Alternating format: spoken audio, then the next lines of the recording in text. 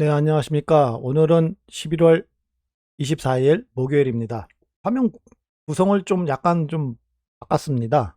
한눈에 한번 볼 수 있게끔 이렇게 만들어 놨는데 사실상 이렇게 잘 보질 않습니다. 이렇게 보게 되면 모니터를 여러 개를 두고 쓰셔야 돼요. 그래서 별로 좋지 않고요. 아니면 모니터가 인치가 아주 크던가. 그래서 잘 하진 않지만 방송이니까 한번 좀 변화를 한번 주고 싶어서 이렇게 바꿔봤습니다. 먼저 다른 분들이 들어오기 전에 주식시장에 대한 흐름을 보는 시간을 갖도록 하겠습니다. 나스닥 차트가 현재 상승을 하고 있습니다. 상승을 해서 우리가 상승할 걸로 예상하고 있는 11,942까지 올라와서 지지를 받는지를 봐야 되겠습니다. 여기서 지지를 받게 되면 추가적인 상승이 나올 수도 있고요. 만약에 여기를 터치하고 지지를 받지 못하고 이제 하락을 하게 되면 다시 여기까지 떨어질 수 있다라는 겁니다. 그래서 12월 2일 날을 변동성 기준으로 해가지고 움직임이 나올 것으로 예상이 됩니다. 좀 확대를 해서 보면 이런 식으로 되어 있습니다. 중요한 구간이 사실상 여기긴 하지만 발판을 마련한, 여기로 상승할 수 있는 발판을 마련하는 곳이 여기이기 때문에 여기로 상승해서 이제 지지를 받는 게 중요하겠습니다. 그리고 DXY 달러 인덱스는 제가 말씀드렸던 106을 깨고 지금 내려왔습니다. 달러 인덱스 같은 경우는 이 점 106에서 저항을 받고 104 밑으로 떨어지게 되면 급락할 가능성이 있습니다. 그 급락으로 인해서 경기가 활성화될 수가 있다. 다만 이 경기 활성화가 코인 시장에 영향을 줄 수 있는지 없는지는 조금 있다가 USDT와 USDC의 차트를 보면서 다시 말씀을 드릴게요. 이렇게 하락을 하게 되면 일단 주식시장에서 거래하시는 분들은 어느 정도 희망이 있다. 산타 랠리가 올 가능성이 있다. 주식시장은 그런 의미로 받아들이시면 되겠습니다. 그리고 금 차트는 여기 다시 여기까지 올라왔네요. 1751. 1750일에서 이제 지지를 받게 되면 추가 상승할 가능성이 있다. 그러면 달러 인덱스는 하락을 하고 금 차트는 상승을 해요. 그러면 보다 금 가격이 상승을 하게 되면 세계 경제가 불안하다는 얘기거든요.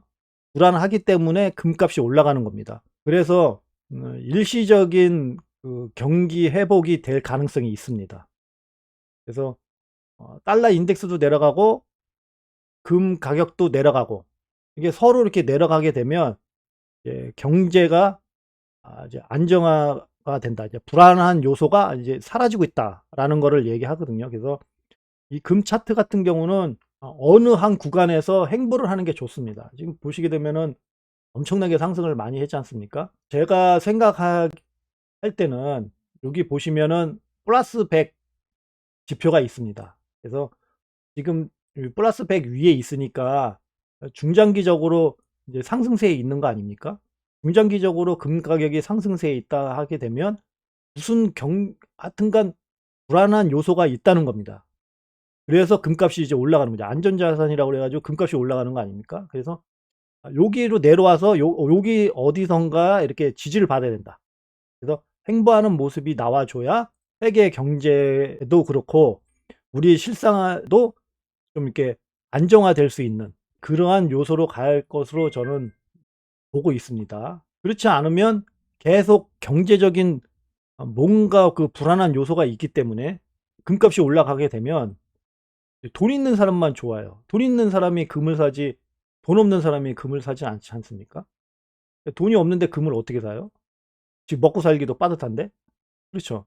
그러면은 이제 빈부의 격차가 더 커지는 거예요. 그래서 금값은 무조건 내려와야 돼요. 내려와 가지고 플러스 100 밑으로 내려와서 여기서 이제 행보를 해야 됩니다. 이렇게 행보를 해야 우리 같은 서민도 행복하게 잘 살 수 있다. 그러한 의미에서 차트를 보시면 되겠습니다. 이러한 차트가 사실상 뭐가 도움이 되겠냐 라고 말씀은 하실 수 있겠지만 이거를 봄으로 해가지고 이렇게 경기가 좋아지고 있는데 우리의 코인 시장은 어떻게 될 것인가를 전망할 수가 있어요. 그래서 이러한 전망이 사실상 뭐 일반 경제학자들이 얘기하는 거, 뭐 경제 박사들 아니면 기타 전문가들이 얘기하는 그러한 전문 용어를 쓰지 않아도 흐름을 다 알 수 있다는 거예요. 무슨 흐름? 자금의 흐름. 자금의 흐름을 알면은 경제에 대한 거는 다 끝나는 거예요. 자금이 어떻게 흘러갈지를 알고 있는데 경제 용어가 어떻고 저떻고 뭐 분석 그거 얘기할 필요가 없죠. 그래서 이러한 것들을 보고 있고 여기서 알 수 있는 것들을 우리 거래에 사용을 하게 되면 그게 바로 전문가가 되는 겁니다. 좀 더 지나서 다른 분들하고 얘기를 하게 되면 저의 방송을 좀 보고 저의 아이디어를 보고 해가지고 이러한 차트를 해석할 수 있는 능력이 더 늘어나시게 되면 어느 누구하고 얘기를 해도 꿀리질 않습니다. 단지 서로 얘기하는 용어가 틀릴 뿐이지 저는 전문 용어를 쓰지 않지 않습니까? 근데 전문가들이라든가 아니면 경제학자들이 얘기하는 건 다 전문 용어를 써요. 근데 그 전문 용어는 사실상 알 필요가 없거든요. 대화할 때 좀 유식해 보이고 뭐 할 때 하는 거지. 제가 예전에는 블록체인 그 세미나나 컨퍼런스 그런 데를 자주 다녔었어요. 근데 그런 데를 자주 다니고 나서 이제 환멸이 느끼는 게 뭐냐면 그렇게 경제 용어 뭐 전문가 용어를 많이 썼던 그 사람들이 사기치는 거 보면 아주 환면이 느껴지더라고요. 그래서 그다음부터는 그러한 블록체인 세미나나 뭐 컨퍼런스 그런 데를 가지는 않습니다. 이게 다 눈에 보이는 게 다 사기꾼이야. 아는 척을 엄청나게 하는데 사실상 자세히 들어보면 이상해. 그래서 거기에 대해서 질문을 하잖아요. 그러면 얼버무리면서 넘어가요. 대답을 회피해. 그런 거를 제가 몇 번 경험을 했습니다. 그만치 여러분도 저와 같이 이렇게 하시게 되면 그러한 사기꾼들의 그런 움직임 패턴 그런 거를 다 간파하실 수 있습니다. 왜? 자금의 흐름을 다 아니까. 그리고 어떤 식으로 가는지. 그리고 코인 시장에서 얘기하는 그런 코인 생태계에 대한 그런 얘기들. 현재로서는 코인 생태계가 어떻게 확장이 되고 어떤 식으로 그런 거를 확인했는지를 지금 보여드리고 있지는 않습니다. 왜냐하면 이 트레이딩비의 하우스 룰이 다른 것들을 이제 가지고 와 가지고 여기다가 이렇게 보여지게 되면 이게 하우스 룰에 위반이 되더라고요. 그러한 것들은 다른 채널에서 올려드릴 수 있는 그러한 시간을 한번 가지려고 하고 있습니다. 그렇게 찾는 것들이 사실상 엄청난 도움이 된다. 이러한 것들을 제가 보여드리고 있는 것들 이런 것들을 잘 이렇게 보시게 되면 나도 모르게 보이기 시작합니다. 자금이 이거 어떻게 들어가고 그러면은 세계 경제가 어떻게 돌아가는지가 그냥 보입니다. 온갖 기사로 접하고 그래서 아는 거하고요. 자금의 흐름으로 해서 경제의 흐름을 아는 거는 엄청난 차이가 있습니다. 왜? 내가 투자를 해야 되는지 투자를 안 하는 건지를 확실하게 명확하게 정의를 할 수가 있기 때문에 그렇습니다. 코인 시장이 활발하게 되려면 가장 중요한 게 USDT로 자금이 들어와야 된다고 말씀을 드렸습니다. 그 이유는 딱 하나예요. USDT 마켓이 세계에 있는 모든 코인 거래소에 다 있기 때문이에요. BTC 마켓도 있고 USDT 마켓도 있기 때문에 가장 중요하다는 겁니다. 그래서 BTC 마켓을 이용하시는 분들은 어차피 비트코인을 사서 비트코인 마켓에서 거래를 하기 때문에 사실상 거래하기가 그렇게 쉽지는 않습니다.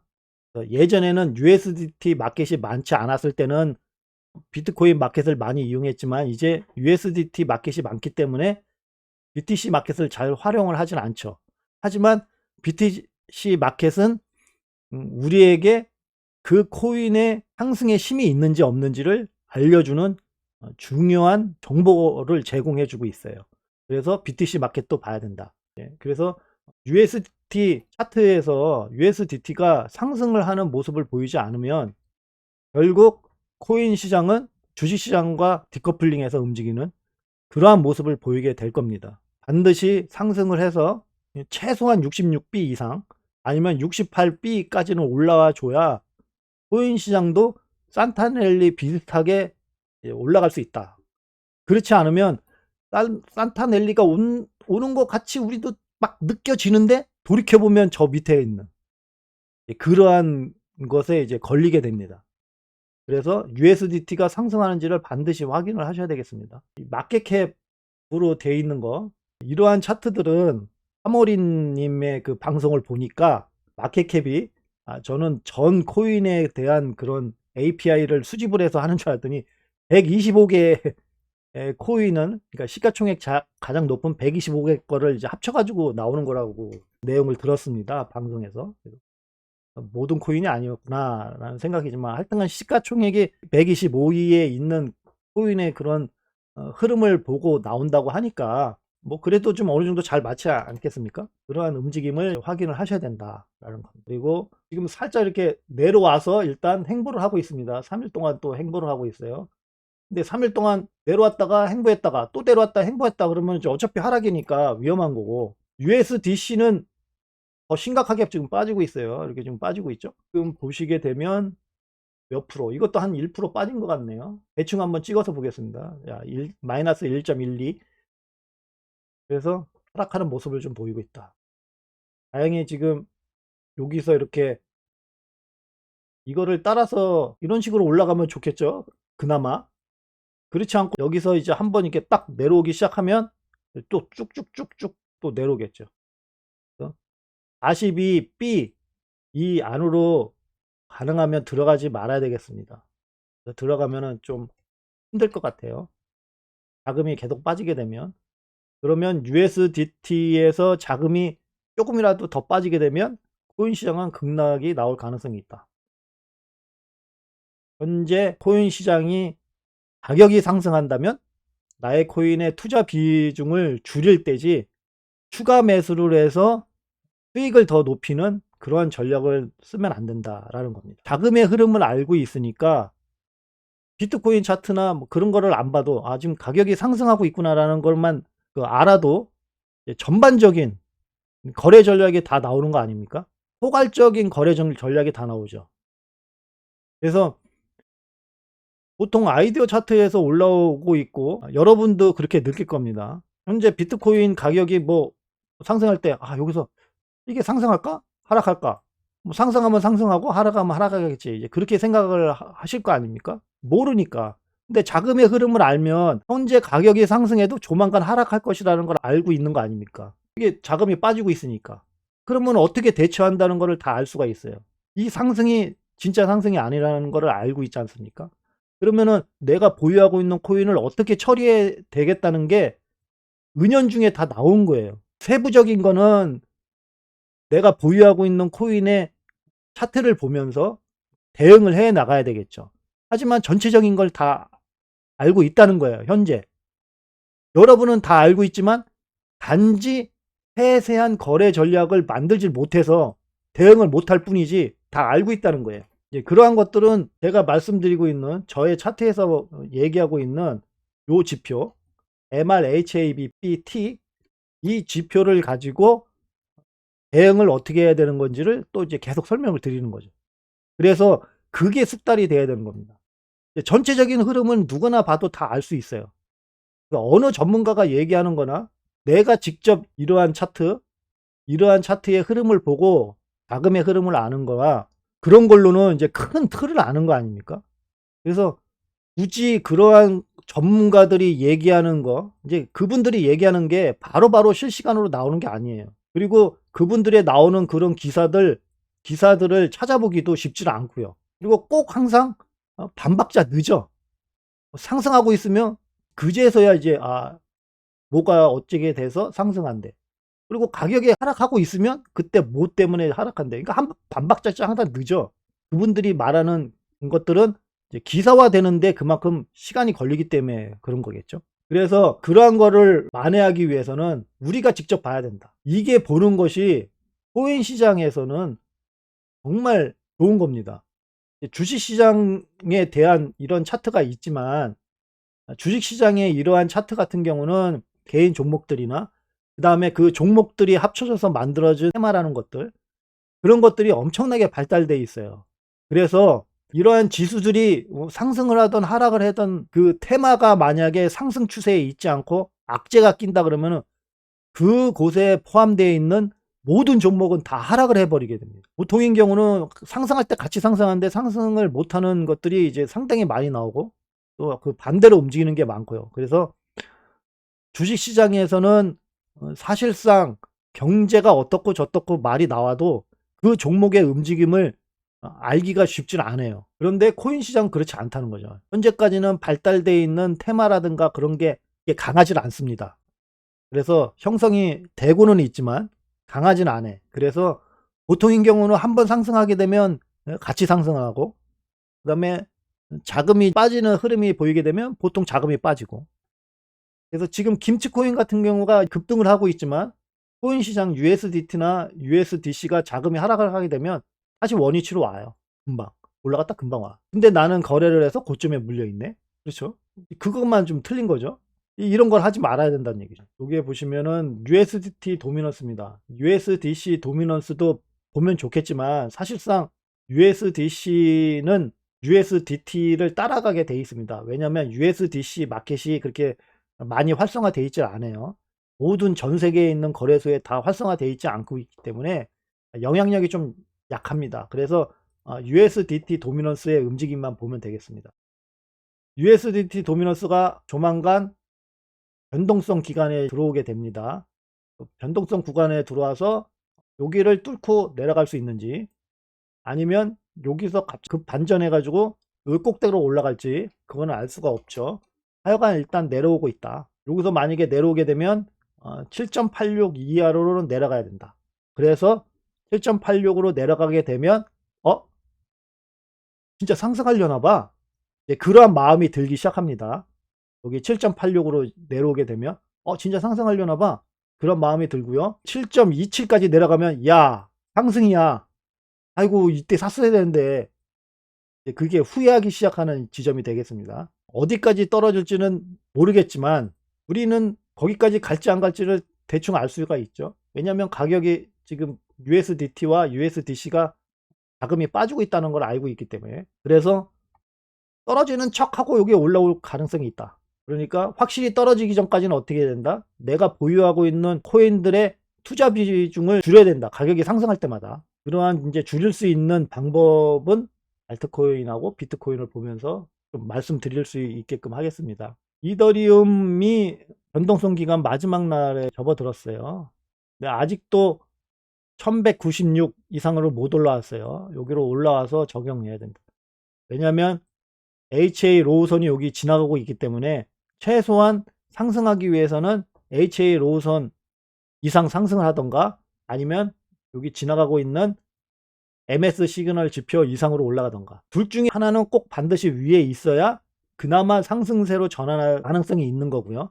이 두 개를 다 넘어서 올라와서 가격을 유지하게 되면 상승 추세로 전환할 가능성이 상당히 높게 됩니다. 그러니까 만약에 그렇게 되면 얘가 이렇게 내려와서 이렇게 HA 로우선이 지나가고 있고 MS 시그널선이 이렇게 지나가고 있어요.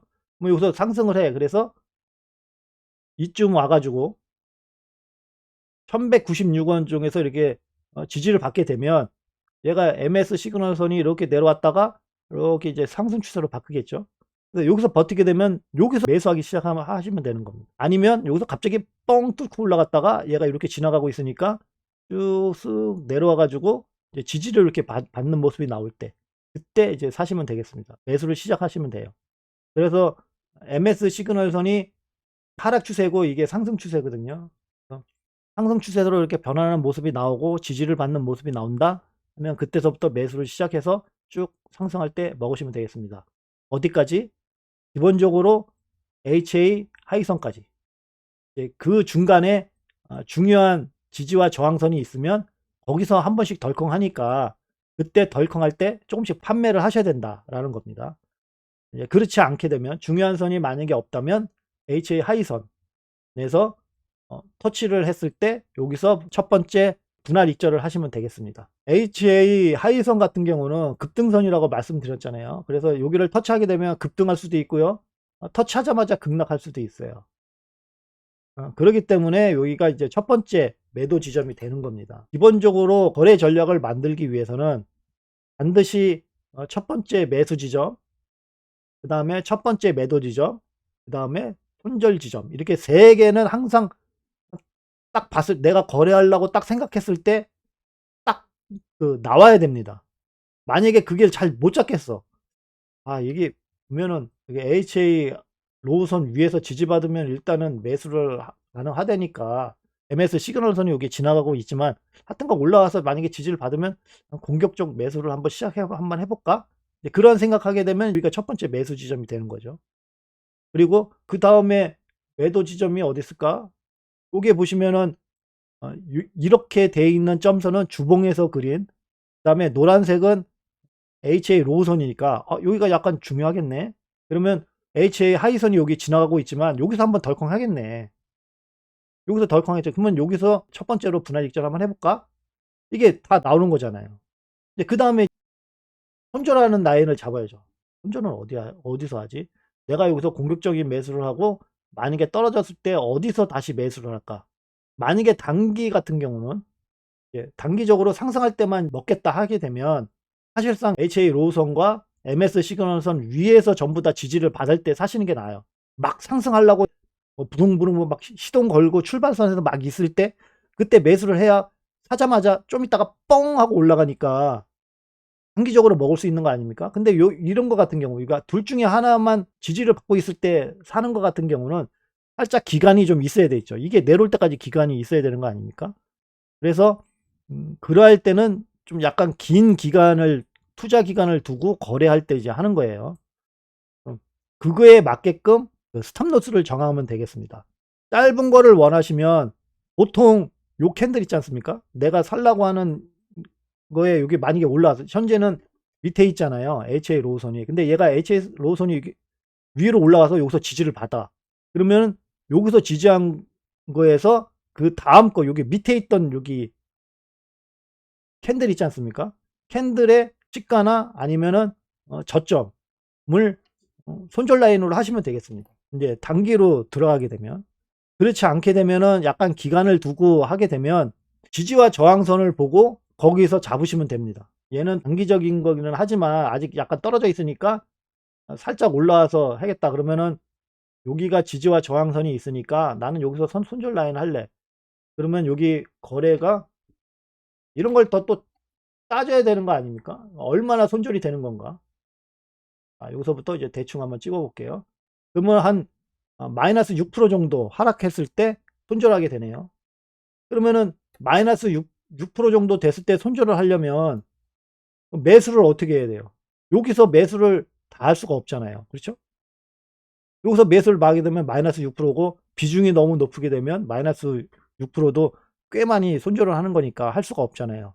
그래서 분할해서 이렇게 나누는 전략을 취해야 됩니다. 세 개의 지점이 일단 결정이 되면 그 다음에 어떠한 식으로 비중 조절을 해서 분할로 매수를 할 것인가, 이제 그러한 것들이 자연적으로 나와요. 어차피 매수를 할 거니까 자연적으로 생각을 해야 되지 않겠습니까?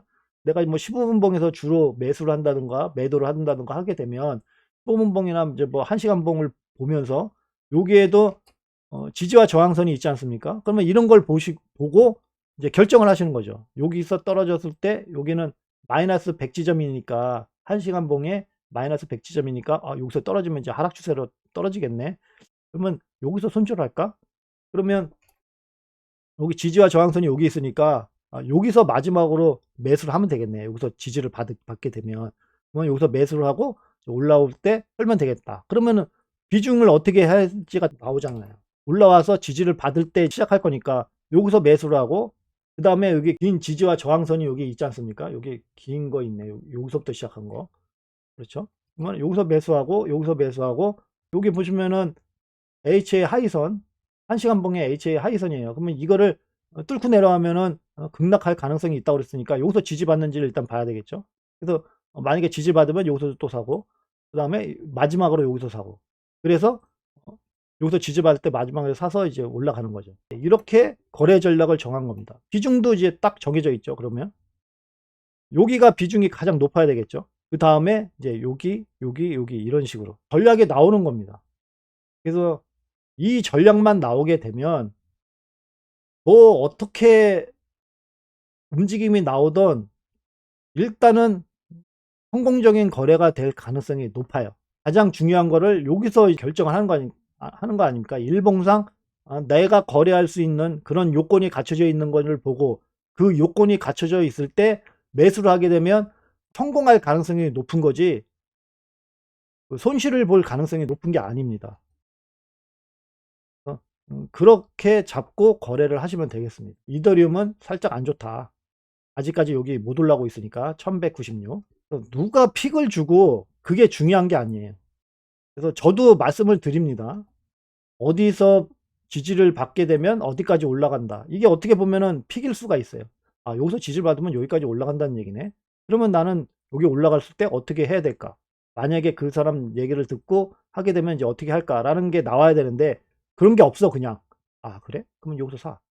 그리고 여기서 샀으니까 여기서 매도 걸어놔. 중간에 뭘 할 생각이 없어. 그러면 이제 중간에서 이렇게 막 움직일 거 아닙니까? 움직였다가 다행히 터치하고 내려오면 다행인데 안 하고 밑으로 내려가면 그냥 손절만 하는 거예요. 그러한 것들이 돼 있어야 된다. 그거를 어느 정도 방지하기 위해서는 반드시 첫 번째 매도 지점이 있어야 된다. 그 첫 번째 매도 지점이 없고 그냥 목표 지점만 있게 되면 안 된다라는 거예요. 그냥 여기서 매도해 전부 다 청산하겠다. 여기까지 올라올 겁니다. 한데 중간에 중요한 지지와 저항선이 있어. 그러면 거기서 한번 덜컹할 때 조금이라도 파셔야 된다는 얘기예요. 그래야 여기까지 올라가는 걸 버틸 수 있습니다. 그렇지 않게 되면 이게 흔들 때 손절 나기가 싫어. 이게 올라왔다가 이제 밑으로 떨어져 이렇게 계속. 내가 여기서 매수를 했는데 매수 단가까지 근처까지 와. 그러면 손절을 보기 싫어서 여기서 그냥 다 100% 청산을 해버려요. 근데 다시 올라가. 근데 만약에 여기서 매도를 했어요. 일부 매도를 했어. 그러면 떨어져도 어느 정도 버틸 수 있다고요. 왜냐면 여기서 일단은 수익을 받지 않습니까? 그러면 내려와도 어느 정도 내 매수 평균 단가 그 근처에서 이제 왔다 갔다 해도 일단 수익을 봤으니까 수익이잖아요. 그러면 거기서 수익 본 거를 여기서 다시 사게 되면 매수 평균 단가도 내려가고 코인 개수도 더 늘고 그래서 일석이조가 되는 거예요. 그래서 반드시 첫 번째 매도 지점이 있어야 된다. 저의 지표는 비공개라 공개한 지표는 따로 있어요. 자, 공개한 지표를 살짝 한번 보고 갈까요? 요거 HAMS라는 지표가 있습니다. 이거를 제가 공개를 해놨어요. HAMS. 이거 HAMS 같은 경우는 요거만 있습니다. HA 하이선, HA 로우선, 그 다음에 MS 시그널선, 그 다음에 하이켄 IC 몸통. 이거만 있어요. 이거만 수식을 공개해 놨습니다. 이거를 가지고는 사실상 지지와 저항선이 많지 않기 때문에 좀 자신이 어느 정도 차트를 볼 수 있는 그런 역량이 좀 있어야 되겠습니다. 그렇지 않게 되면은 조금 힘들 수가 있어요. 그래서 이번이 블랙 프라이데이 때 세일을 많이 하니까 이번에 트레이딩 뷰 결제를 하셔가지고요. 저의 그 풀버전, 이 풀버전은 공개를 안 했거든요. 이 풀버전을 사용하시면 된다라는 겁니다. 풀버전에서 가장 중요한 지지와 저항선은 요겁니다. OBV 마이너스 100 플러스 100 이게 가장 중요한 지지와 저항선을 표시하는 거고요. 그 다음에 좀 약하지만 지지와 저항선을 표시하는 게 요거 있습니다. RSI하고 이거는 이제 스토캐스틱 RSI로 만든 거거든요. 그래서 이거를 가지고 지지와 저항선을 잡습니다. 지지와 저항선 같은 경우는 이렇게 수평선이 길면 길수록 이 수평선이 이게 엄청나게 길지 않습니까? 이렇게 수평선이 길면 길수록 지지와 저항선이 강하다라는 겁니다. 수평선이 짧은 것 같은 경우는 이제 막 생기는 거죠. 그래서 지지와 저항선이 좀 약합니다. 그래서 여기서 약한 게 있고 여기서 만약에 긴 게 있어. 그러면 여기서 저항받을 것보다 이제 상승하게 되면 저항받을 것보다 여기서 저항받을 것이 더 크다는 거예요. 더 긴 쪽에서 저항받을 쪽이 더 크다는 거니까. 그 대신에 현재 캔들이 여기 있는데 요건 여기 있지 않습니까? 여기까지 표시가 돼 있고 얘도 여기까지 표시가 돼 있고 그런데 짧은 것들이 있어요. 여기서 이렇게 꺾어서 이제 올라가지 않습니까? 평선이. 그러면 이런 것들은 좀 약하다는 거야. 여기 거보다 여기까지 좀 약하다. 그런데 만약에 여기서 나오는 선이 좀 한 요 정도 되지만 여기서부터 이렇게 쭉 나왔다. 그러면 이거는 좀 강한 거죠. 그래서 이렇게 짧은 거보다는 이렇게 긴 게 더 강하다. 그러한 의미로 보시면 되겠습니다. 그거는 저의 지표를 계속 보다가 보면 알 수가 있어요. 트레이딩 뷰만 결제하시면은 아무런 제약 없이 다 쓸 수 있습니다. 그냥 무조건 공개를 해 놨어요. 뭐 나중에 뭐 유료화로 바꿀 뭐 계획이 있다? 그런 건 전혀 없습니다. 그냥 다 무료예요. 그리고 다음에 여기다가 더 추가할 거라든가 그런 게 나오게 되면 그것도 다 그냥 무료로 다 받으실 수가 있어요. 그러니까 이거를 쓰시는 게 좀 낫다. 왜냐면 계속 말씀드리지만 여기서 그리는 것들 있지 않습니까? 도구, 피보나치 되돌림 비율, 추세 기반 피보나치 확장, 이거 두 개 가장 많이 쓰잖아요. 그 다음에 뭐 피보나치 채널 이런 거 같은 게 가장 큰 단점은 뭐냐면 내가 선택한다는 거예요. 선택 지점을. 선택 지점을 내가 선택한다는 게 가장 큰 문제입니다. 그 내가 선택할 수 있는 그 선택 지점은 그날의 심리, 그 다음에 차트의 그런 흐름을 내가 볼 수 있다면 그 차트 흐름에 맞춰서 내가 선택을 하게 돼요. 그렇게 될 수밖에 없어요. 심리적으로 그게 와요. 그러면서 그렇게 선택을 해. 그리고 나서 그게 맞으면 일단 안도를 하고 거기에 맞춰서 하려고 그래요. 그런데 사실상 그게 아니지 않습니까?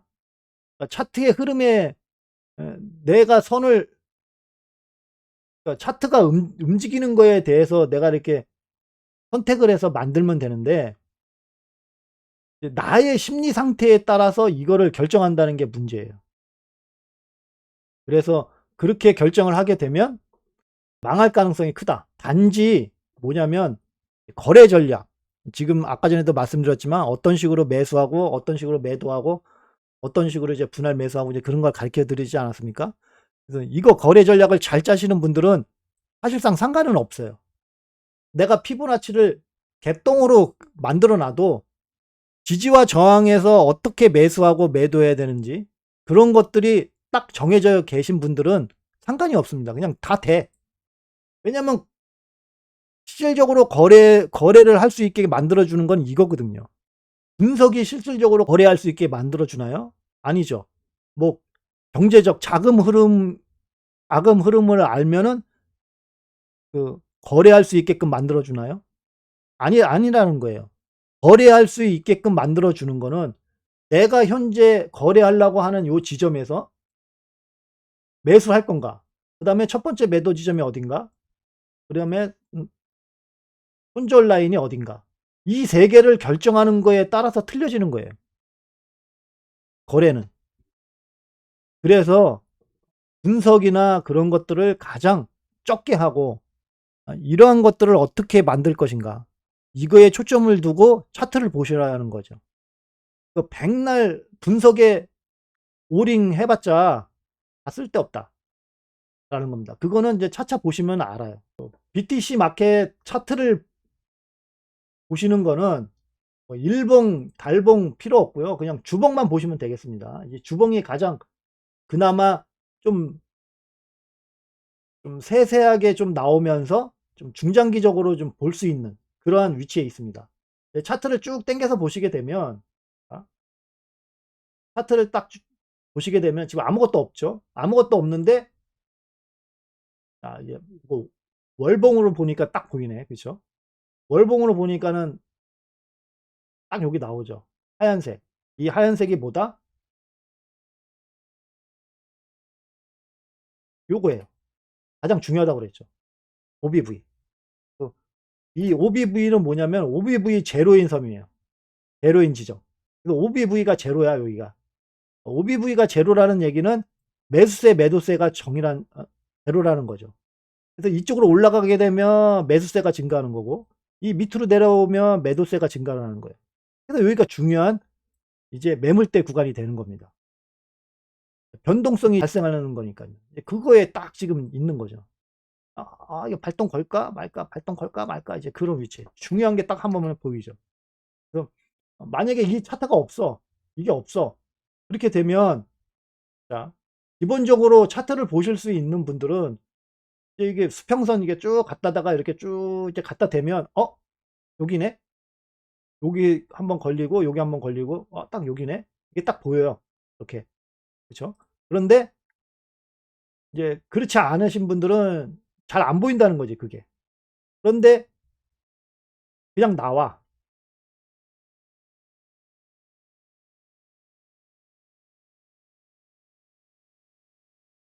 저의 지표를 보게 되면 지지와 저항선이 딱 구분이 되어 있지 않습니까? 상승과 하락, 바닥과 이제 본격적인 이제 거래가 가능한 곳. 이게 딱 구분이 바로 되지 않습니까? 이런 거를 가지고 내가 굳이 찾을 필요가 없이 그냥 차트만 보면 다 나온다는 거죠. 저희 지표를 보게 되면. 이 지표는 다 무료로 사용할 수 있으니까 가능하시면 이번 세일할 때 사셔가지고 하시라는 거예요. 제가 이 세일을 뭐 트레이딩 뷰 결제하라고 해가지고 어, 제가 트레이딩 뷰에서 돈 받는 거 하나도 없습니다. 그냥 여러분이 결제를 하셔서 여러분이 사용을 하시고요.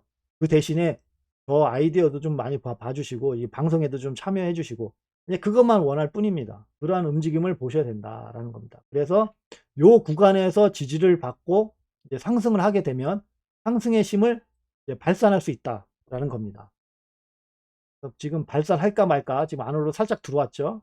발산할까 말까 발산할까 말까 이렇게 하고 있어요. 여기서 뚫고 올라오게 되면 이제 발산해서 가격이 한번 쭉 급등할 것이다 라는 거예요. 새로운 USDT 차트를 보게 되면 단기 하락 채널에 있습니다. 여기서 이제 벗어나는 게 이제 중요하겠어요.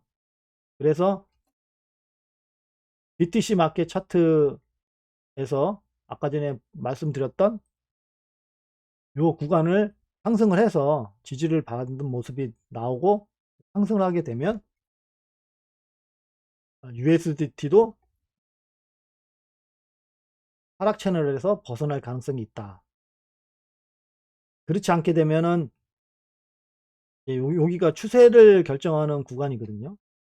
추세를 결정하는 구간에서 반드시 지지를 받아야 되겠습니다.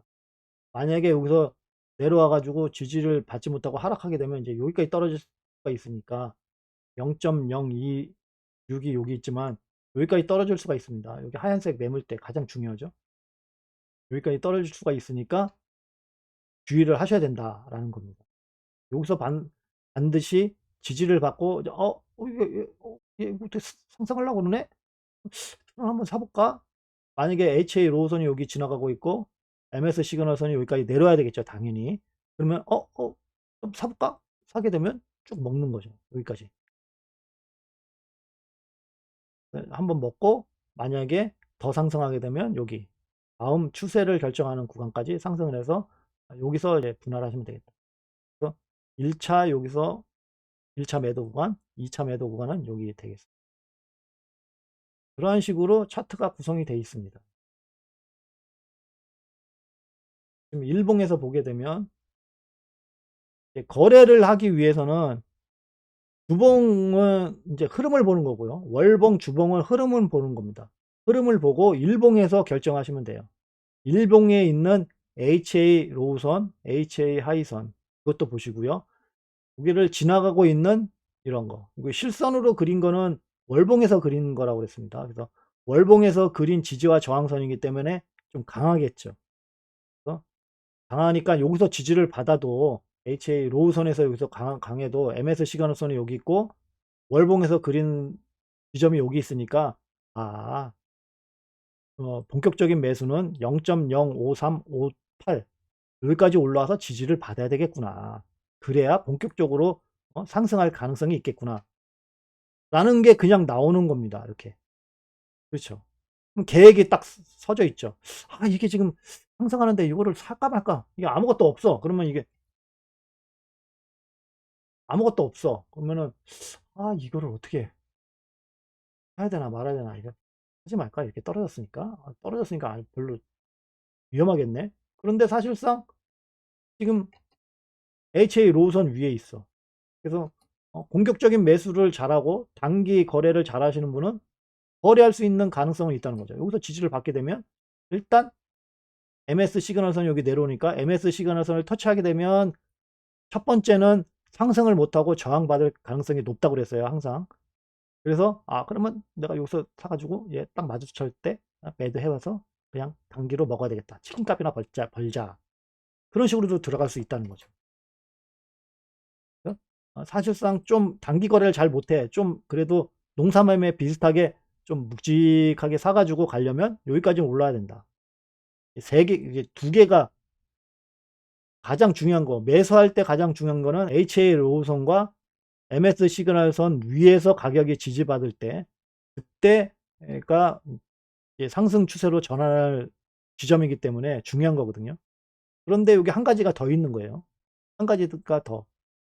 지지와 저항선이. 그러니까 여기서 지지를 받게 되면 이제 상승할 가능성이 있다. 여기까지. 이렇게 나오는 거죠.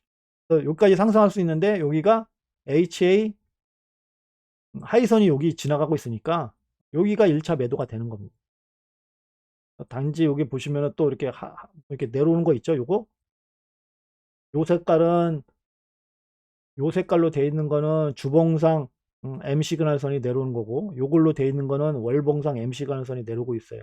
그러면 현재로서는 여기가 1차 매도인데 얘가 이제 시간이 지나면 지날수록 이제 내려올 거 아닙니까? 이렇게 내려오게 되면 그 지점이 1차 매도 지점이 되겠습니다. 이게 내려오게 되면 M 시그널선은 요거예요. MS 시그널선에 보시면은 여기 표시가 돼 있죠. 여기가 MS 시그널선 아닙니까?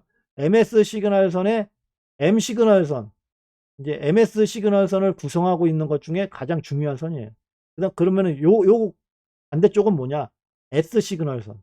그래서 좀 약간 보조해주는 그러한 겁니다. 그래서 여기가 중요한 거거든요. 그래서 그거를 다시 일봉에다 이렇게 넣어놨습니다. 그래서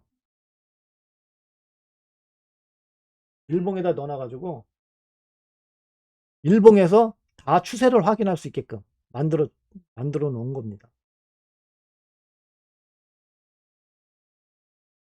오늘 너무 천천히 해버렸네.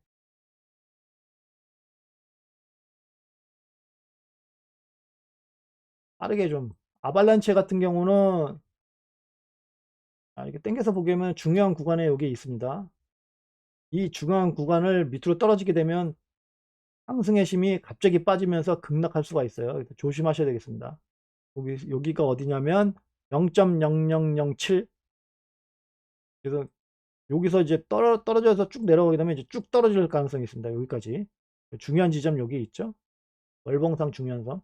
여기서 한번 이제 덜컹할 수도 있지만 중요한 섬이 여기 있기 때문에 여기까지 떨어질 수 있다. 왜냐? 여기를 한번 터치를 한번 했었죠. 그래서 여기 근처까지 오게 되면 여기에 이 근처에서 매수했던 분이 이제 추가로 던지기 때문에 더 내려오는 겁니다. 여기까지 떨어질 수 있다.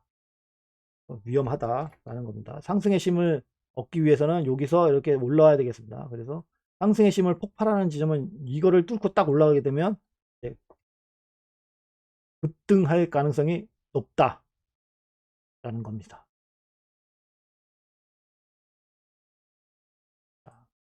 이제 그 위치에 있죠. 이거는 아이디어 차트를 확인하세요. 시간을 너무 많이 잡고. 자, 도지를 오늘 추가로 제가 올려드렸습니다. 도지의 BTC 차트고요. 지금 보시게 되면 힘이 이렇게 적진 않네요. 지금 여기가 플러스 100이었다가 플러스 100이 1로 내려왔습니다. 한번 이렇게 가격이 쭉 하락했다가 쑥 상승하면서 여기가 여기로 내려왔어요. 여기 보시면 당겨서 이렇게 쭉 보시게 되면 여기로 내려왔죠. 현재 상승의 힘을 발휘할 수 있는 그 위치에는 있다라는 겁니다. 근데 차트가 아직 생성한 지가 별로 안 돼 있고 바닥에 있다가 올라온 지가 얼마 안 돼서 OBV에 해당되는 건 여기 밖에 없어요. 이걸로는 확인할 수는 없고요. 그 다음 지지와 저항을 나오는 게 여기 플러스 100 마이너스 100이니까 마이너스 100도 없습니다. 그러면은 마이너스 100이 없다는 얘기는 어디가 하락 추세로 전환할 수 있는 곳이 어딘지를 아직 모른다는 거예요. 이 차트에서는. 단지 지금 플러스 100이 있으니까 플러스 100 위에서만 유지가 된다면 상승의 힘은 계속 존재한다 라고 봐야 되겠습니다. 그리고 그 상승의 힘을 폭발하기 위해서는 발산하기 위해서는 여기를 뚫고 올라야 발산할 것 같다 라고 생각이 됩니다. 왜냐면 요거 있잖아요. 요거 HA 하이선이 여기 길게 돼 있죠. 길게 돼 있고 월봉상 지지와 저항선이 여기 있으니까 요거를 뚫고 이제 딱 올라왔을 때 상승의 힘을 폭발할 가능성이 있다. 725 사토시를 뚫고 올라오게 되면 급등할 가능성이 높다. 그래서 많은 하락을 했죠. 여기 보시면은 많은 하락을 했습니다. 그래서 좀 속상하실 수 있겠지만 제가 마지막으로 손절해야 되는 곳이 여기라고 제가 말씀을 드렸었는데 손절을 못 하셨을 겁니다. 그 다음으로 이제 손절해야 되는 건가 뭐 어딘가에 말을 했는데 제가 차트를 정리하면서 없앴거든요. 그래서 제가 지금 기억하는 거는 여기가 마지막으로 손절해야 되는 곳이라고 말씀을 드렸었어요. 그런데 지금 밑으로 내려와서 이렇게 나오고 있는데 근데 지지받아야 될 구간에서 일단 지지는 받고 있습니다. 여기 마이너스 100지점, 여기 이렇게 표시가 되어 있는 점으로 표시가 되어 있는 게 마이너스 100지점이고요. 마이너스 100지점 밑으로 내려가면 이제 하락 추세로 접어드는 겁니다. 그래서 이 도지가 이 밑으로 떨어지게 되면 일단 난 후퇴해서 뭐 분할 매도를 한다든가 아니면 100% 청산해서 그 다음 지점으로 내려와서 지지받는 모습을 볼 때 다시 사겠다라는 작전 변경을 하셔야 되겠습니다. 이제 그렇지 않게 되면은 이제 저 밑으로 떨어져서 언제 올라올지 모르겠죠. 여기서 만약에 지지를 받고 상승을 딱 해가지고 0.075 이상 올라와서 하게 되면 상승할 가능성이 있다. 단지 월봉상 M시그널선이 여기 지나가고 있으니까 월봉상 M시그널선에서 한번 덜컹할 수 있으니까 주의를 하셔야 된다라는 겁니다. 그러면 거래 전략이 다 나오는 거 아닙니까? 1차 매도는 여기서 해야 되겠네. 만약에 얘를 매수하게 되면 여기서 1차 매도, 매수는 여기, 매도는 그러면 자 올려서 그러면 손절 라인은 여기겠네. 마이너스 100이니까. 그리고 여기는 주봉상 지지와 저항선이니까 이 구간으로 떨어져서 저항을 받는 모습을 나오면 난 여기서 후퇴. 일단 작전 변경 딱 3개가 나오죠. 그러면 거래를 할 수가 있는 거예요.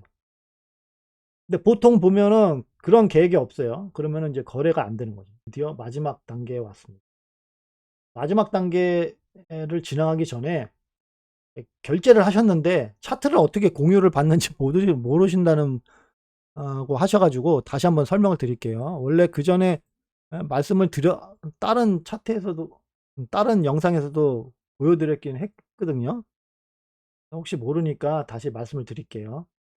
저를 팔로우 했으면 여기 밑에 보시면 아이디어 스트림이라고 있어요. 아이디어 스트림을 딱 누르게 되면 그러니까 제게 보입니다. 근데 저는 제게 저는 제가 올린 걸 보려면은 저는 내 아이디어를 눌러야 되는 거고요. 여러분들은 이제 이걸 누르셔야 됩니다. 아이디어 스트림. 그걸 딱 누르게 되면 이제 아이디어가 이렇게 쭉 나와요. 팔로우했던 분들의 아이디어가. 그러면 비트코인, BTC 이게 한글로 되어 있는 거, 요거를 딱 클릭하시게 되면 이렇게 뜹니다. 그러면 여기 보시면은 쉐어라고 있죠. 쉐어를 눌러가지고 내 것으로 만들기를 딱 하십니다. 그러면 내 것이 된 거예요. 여기 보시면은 도면층 레이아웃에 이름 없음이라고 돼 있죠. 이렇게 바뀌면 내 거예요.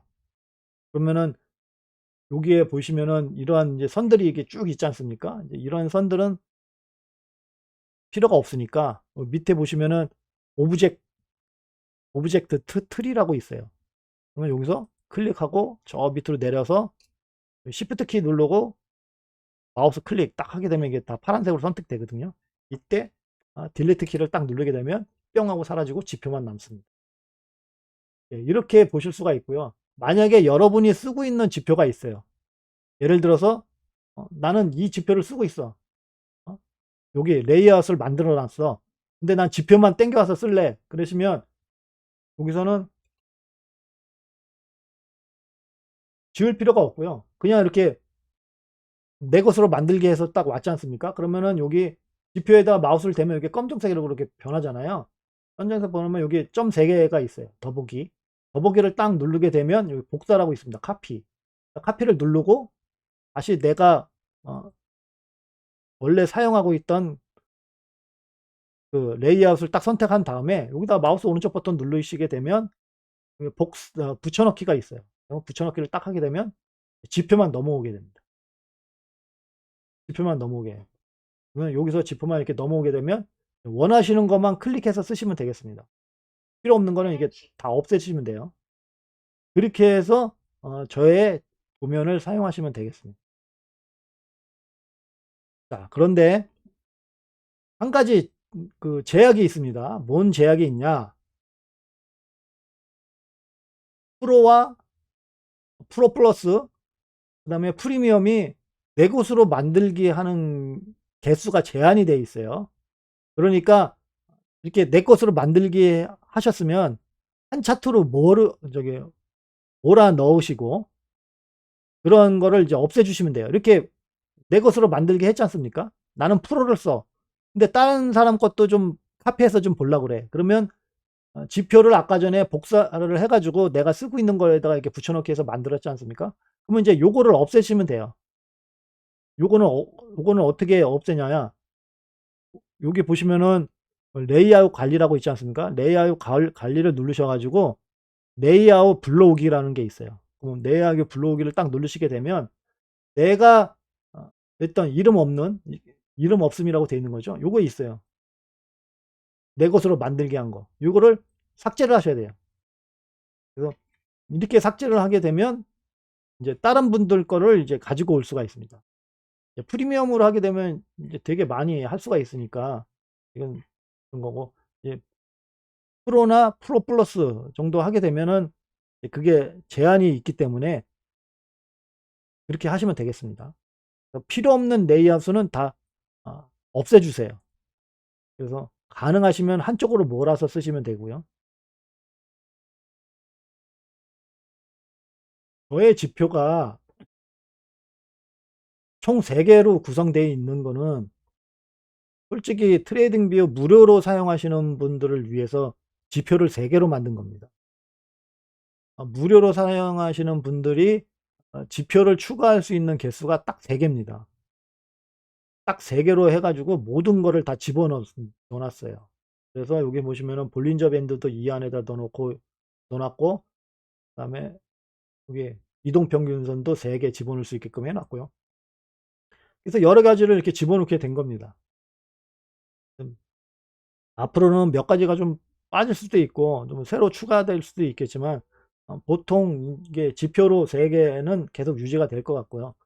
트레이딩 뷰가 좀 시간이 지나오면서 무료이신 분이 이제 다른 사람들의 그런 아이디어에서 내 것으로 만들기 하는 게 되게 어려워졌어요. 그래서 가능하시면 결제해서 쓰시는 게 가장 좋다. 좀 이렇게 편안하게 쓰시는 게 낫지 무료로 사용하게 되면 여기 계속 뜨지 않습니까? 무료 사용해 가지고 뭐 팝업창 계속 뜨고 그게 쉽지 않습니다. 돈을 벌려면 투자를 하십시오. 그러면 돈 많이 버실 겁니다. 자, BTC USDT 차트입니다. 이제 마지막이고요. 지금 HA 로우선이 여기로 이제 새로 생겼습니다. 여기 새로 생겼고 여기 이제 하나 수평선이 생긴 게 여기 하나, 여기 하나, 여기 하나 이게 세 개인데 그중에서 요게 가장 길죠. 그래서 가능하면 이 위에서 이렇게 지지받고 있을 때 MS 시그널선이 이렇게 쭉 내려와요. 그러면 얘가 이제 MS 시그널을 계속 이제 터치할 거 아닙니까? 터치했을 때 버티고 계속 행보를 하게 되면 행보했을 때 11월 28일 날에 일단 그렇게 해서 행보하게 되면 MS 시그널선을 넘는지 아니면 밑으로 버티지 못하고 하락을 하는지 그때가 11월 28일이라는 겁니다. 11월 28일을 기준으로 해서 하루 이틀 정도의 그 앞뒤로 차이가 난다라고 생각을 하시면 되고요. 하여간 이날을 기준으로 해서 그러한 움직임이 나올 가능성이 있다. 이렇게 행보하게 되면 MS 시그널선이 이렇게 딱 내려오면서 만날 것이다. 그래서 그때 올라갈 건가 내려갈 건가를 봐야 되겠고요. 그럼 내가 여기서 행보를 하고 있는데 얘가 쭉 내려와. 근데 제가 말씀드린 것처럼 한 번에 돌파할 수는 없다고 말씀을 드렸습니다. 새로운 거를 맞이할 때 한 번에 돌파할 수는 없어요. 그래서 이게 쭉 내려와. 내가 한번 뚝, 그러니까 이날 되기 전에 한번 뚝 치고 찌르기 한번 딱 하고 밑으로 내려와서 여기서 다시 이렇게 요 근처에서 이렇게 지지를 받아. 그러면 이제 한번 찔렀네. 여기 내려와서 다시 만나네. 그러면 그때 상승할 가능성이 큰 거죠. 근데 얘가 쭉 내려와. 여기서 이제 행보해. 첫 번째로 만나. 그러면 이제 뚫고 올라가기가 쉽지 않다. 그래서 뚫고 올라가는 것보다 하락할 가능성이 더 높을 가능성이 커요. 그때의 움직임이 USDT로 갑자기 자금이 꽁충 하고 들어와. 그러면은 이제 뚫고 올라갈 수도 있겠죠. 하지만 현재 지금의 그런 자금 흐름 상태라든가 그런 걸 봤을 때는 그렇지 않다라는 겁니다. 모든 거는 제가 처음에 설명드린 거, 이제 방송을 하기 전에 항상 처음에 말씀드렸던 이 주식시장의 흐름, 사실 주식시장 흐름은 잘 몰라도 되지만 이 흐름을 보기 위해서 이 흐름을 보기 위해서 이거를 살짝 보는 거예요. 그래서 어떻게 보면 경제적으로 세계 그 자금이 흘러가는 흐름을 대충이라도 이제 훑고 넘어가는 거죠. 그리고 그러한 자금 흐름 속에서 이제 코인 시장의 자금 흐름이 어떻게 되는 건가를 보는 거죠. 이게 주식 시장에서의 흐름이 이게 많이 하락했다가 지금 다시 살짝 올라오려고 하는 거 아닙니까? 그렇게 되면 기존에 투자했던 사람들은 다시 주식 시장으로 들어가게 됩니다. 새로운 투자처에 있지 않아요. 기존의 투자처로 자금을 빼요. 그러니까 주식 시장으로 다시 자금을 뺀다는 얘기예요. 그러면 코인 시장은 일시적으로 자금이 빠지니까 힘들어진다는 거죠. 그런데 얘 지금 이렇게 하락하고 있으니까 달러 인덱스도 하락하고 있고 나스닥도 올라가고 있고 어? 그런데 이제 코인 시장도 그러면 이제 따라서 움직이겠지 해 가지고 추가 매수를 계속 한단 말이에요. 그런데 자금이 계속 빠지고 있어. 고점에서 이제 물릴 가능성이 크다는 거죠. 그러한 흐름을 보기 위해서 그러면은 쭉 이제 주식 시장도 이제 쭉 상승했다가 이제 어느 한 군데 이렇게 눌림목이 이제 딱 생길 거 아닙니까? 이제 그럴 때 자금이 이제 새로운 투자처로 이제 이동을 하겠죠. 여기서 먹었으니까. 다시 새로운 투자처로 옮겨서 그 투자처에서 다시 쭉 끌어올려서 다시 먹는 겁니다, 돈 있는 사람들은. 우리들은 코인 시장에서만 있겠지만 돈 있는 사람들은 주식 시장에도 먹고 코인 시장에도 먹고 주택 사 가지고도 돈 먹고 뭐 그런 거 아닙니까? 그러니까 우리는 그 자금이 다시 코인 시장으로 들어올 때까지 기다려야 된다는 얘기예요. 그거를 알려면 이거를 봐야 된다는 거죠. 이것도 봐야 되고요. 이것도 봐야 되고. 그래서 전문가가 될 수밖에 없다. 나는 경제 용어는 하나도 모르지만 오 전문가야. 자금에 대해서는 뭐 누구보다 못지않게 전문가하고 얘기해도 뒤지지 않습니다. 단지 용어만 모를 뿐이죠. 다 알 수 있어요. 자, 그래서 요 위에서 지지를 받아서 28일까지 버티는 게 중요하다. 하는 겁니다. 그래서 선물에서는 현재 할 거는 없습니다. 만약에 더 상승하게 되면 비트코인을 사야 되는 이유는 전혀 없습니다. 이유가 없죠. 자금이 들어오지 않기 때문에 살 이유가 없어요. 단지 내가 보유하고 있는 코인의 어, 매수 평균 단가가 저 위에 있고 현재 가격이 여기에 있으면 비트코인이 상승하게 되면 얘도 상승할 거니까 나의 매수 원금 근처까지 와 가지고 손절할 수 있는가를 따지시면 되겠고요. 만약에 자금의 여유가 있어. 그러면 얘가 비트코인이 상승을 했다가 지지를 받고 다시 상승할 때 나의 알트코인도 상승을 했다가 눌렸다가 다시 상승할 거거든요. 그때 여기서 매수를 해서 여기 상승하게 되면 상승했다가 다시 이제 하락을 할 때 여기서 매수한 만큼만 여기서 팔아. 그러면 수익에 해당되는 코인 수가 남으니까 그 코인 개수를 늘려서 이제 조금씩 매수 평균 단가를 낮추는 겁니다. 그렇지 않고 나는 여기서 한 방에 사가지고 얘가 그러면은 매수 평균 단가가 여기까지 떨어질 거니까 얘는 여기까지 갈 거야. 그렇게 해서 하게 되면 망할 가능성이 크다. 현재 왜? 자금이 안 들어오고 있으니까. 이게 되면은 이제 무기한 선물 차트고요. 무기한 선물 차트에서도 여기 HA 로우선을 일단 뚫고 살짝 올라왔습니다. 그럼 여기서 지지를 쫙 받고 있죠.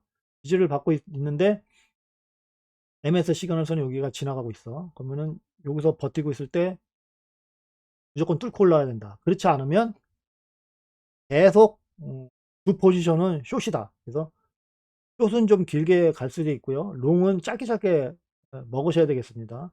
어느 한순간에 갑자기 급락할 수가 있어요. 그런 거를 이제 주의를 하셔야 된다. 일봉에서도 보시게 되면, 한시간봉에서도 보시게 되면, 자, 일봉 이하 차트에서는 여기 요거를 요 두 개를 클릭해 주시는 게 좋아요. 요 두 개를 클릭해 주시게 되면 이제 선이 생깁니다. 일봉의 5일선 같은 경우는 이제 급등선이기 때문에 이 급등선을 일단 뚫고 올라와서 지지받고 이제 상승하고 있습니다. 여기서 상승하게 되면 일봉상 MC라는 선이 이렇게 쭉 내려오고 있으니까 한번 터치를 찌르기 한번 하겠죠.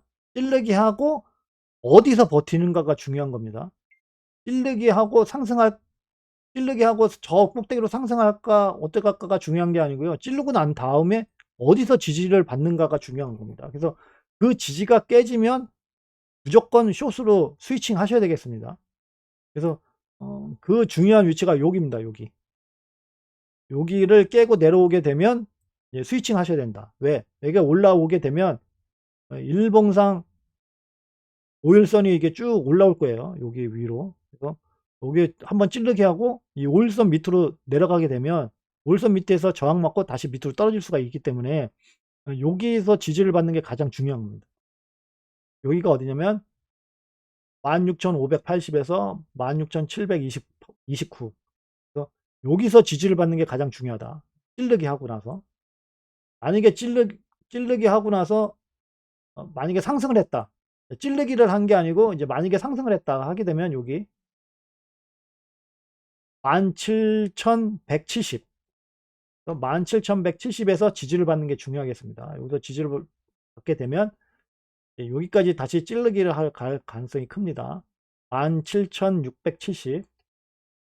여기를 찌르기 하고 그러면 여기서 만약에 찌르기 하게 되면 여기서 다시 지지를 받아야 되겠습니다. 여기서 지지를 받지 않게 되면 다시 급락할 가능성이 있다. 급락하게 되면 이제 이 구간을 깨고 내려갈 가능성이 커요. 만약에 그렇게 해서 내려오게 되면 이제 여기서 지지를 받는지를 보셔야 되겠습니다. 여기서 왜 지지를 받아야 되냐? 얘가 뚫고 올라왔죠. 여기가 첫 번째로 들어온 지점이에요. 그러면 여기가 매수세가 크다는 얘기거든요. 그래서 그러한 거를 알려면 5일선을 켜야 된다. 그런 걸 알려면 이제 5일선을 켜야 되는 거예요. 이거 5일선을 켜고 일봉상 M시그널선 이것도 켜야 된다는 거예요. 그러면 이제 내가 원하는 차트에서 다 볼 수가 있어요. 15분봉 차트에서도 나옵니다. 15분 차트에서도 여기 빨간 선 나오고요. 여기 나오죠. 여러 가지 지지와 저항선이 있지만 이러한 흐름, 일봉에서의 흐름, 주봉에서의 흐름, 월봉에서의 흐름이 없으면 사실상 대처가 안 되는 거예요. 그래서 이러신 분들이 있어요. 좀 그런데 내가 만약에 15분봉을 보고 거래를 해. 그러면 15분봉에서 계속 그거 추세선을 계속 그거 그러면서 뭐 어쩌고 저쩌고 어쩌고 저쩌고 얘기해요. 근데 이거는 사실상 맞질 않아요. 그냥 갑자기 뭐 급등 급락 막 나올 수가 있는 거거든요. 15분봉이지 않습니까? 갑자기 쭉 올렸다가 밑으로 다시 딱 내려오는 그런 것들이 나올 수 있거든요. 여기서 그거 가지고 이게 맞질 않아요. 그래서 내가 보는 차트는 15분봉이지만 사실상 큰 흐름은 일봉에서의 흐름을 봐야 된다는 얘기죠. 일봉에 대한 흐름을 모르고 이 분봉에서만 그냥 계속 거래해. 5분봉이면 5분봉, 1분봉이면 1분봉에서 선을 그냥 주구장창 그려놓고 이건 어떻다 이건 어떻다 한다고요. 그러면 그게 안 맞을 가능성이 더 크다. 그래서 일봉에서의 흐름을 항상 보셔야 된다라는 겁니다. 일봉의 흐름이 가장 중요해요. 그래서 5일선하고 이거를 만들어 놓은 겁니다. 마지막으로. 이게 마지막 업데이트 하면서 제가 말씀을 한 거거든요. 제가 거래를 하다 보니까 원래 이거에는 없었어요. 이게 최근에 만든 게 이거거든요. 원래는 없었는데 저도 선물 거래한 게 올해부터 선물 거래를 했어요. 그래서 선물 거래하는 게 좀 짧아요. 그래서 맨 처음에 선물 거래를 해가지고 많이 청산도 당하고 그랬었거든요. 지금은 뭐 청산은 안 당하고 계속 조금씩 먹고는 있지만 이렇게 이게 중요하다는 걸 알았습니다. 거래를 하다 보니까 이게 딱 맞거든요. 이게 그래서 만약에 여기 찌르기 해서 이제 하락을 하게 되면 최종적으로 지지받아야 될 곳은 여기입니다. 여기가 중요하지만 여기를 깨고 내려왔을 때 최종적으로 어 여기서 지지를 받아야 돼요. 만약에 여기를 깨고 딱 내려오게 되면요. 비중을 그냥 팍 실어버리는 겁니다. 숏으로.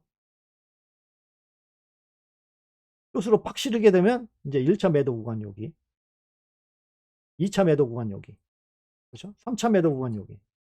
그래서 1차, 2차를 지금 여기 1차를 터치를 하고 2차 구간을 또 터치를 했어요. 두 군데를 일단 터치했습니다. 1차, 2차를 했어요. 그러면은 더 많이 하락하게 되면 3차까지 올 수 있다는 거예요. 그래서 여기서 깨고 내려왔을 때 비중을 팍 실어 가지고 먹으면 된다. 띵띵띵 여기서 딱. 그러면 월드컵이 재밌다. 그렇죠.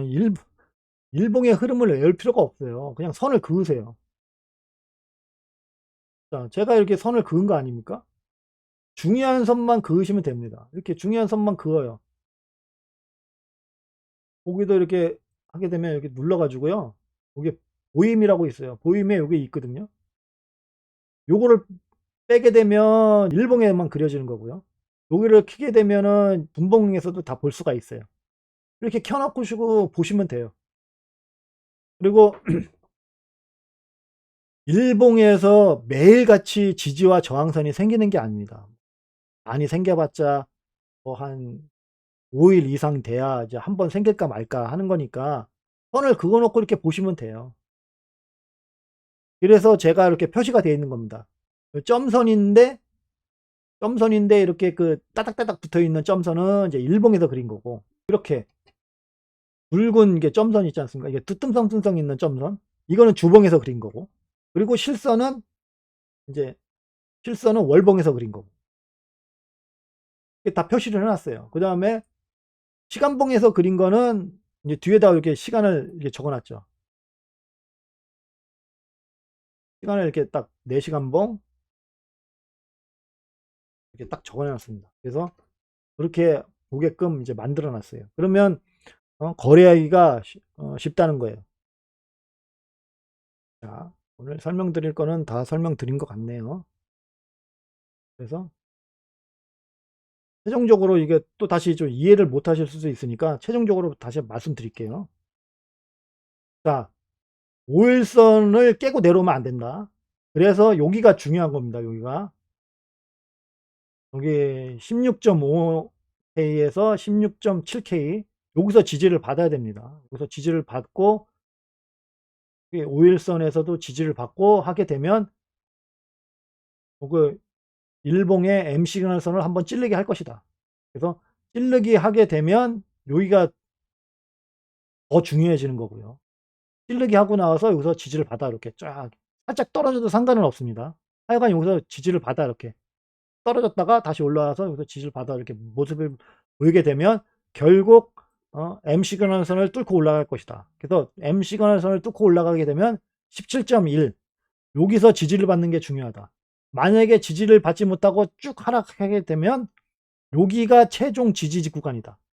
여기가 어디냐면 16.3 16.3K에서 만약에 떨어지게 되면 여기까지 떨어질 수 있다. 14.8 새로운 저점이 갱신된다. 그래서 주의를 하셔야 된다라고 최종적으로 말씀을 드렸습니다. 자, 내일은 금요일이라 방송은 없고요. 토요일 날 가능하면 아침 10시에 찾아뵙도록 하겠습니다. 장시간 들어줘서 감사하고요. 좋은 하루 되십시오. 감사합니다.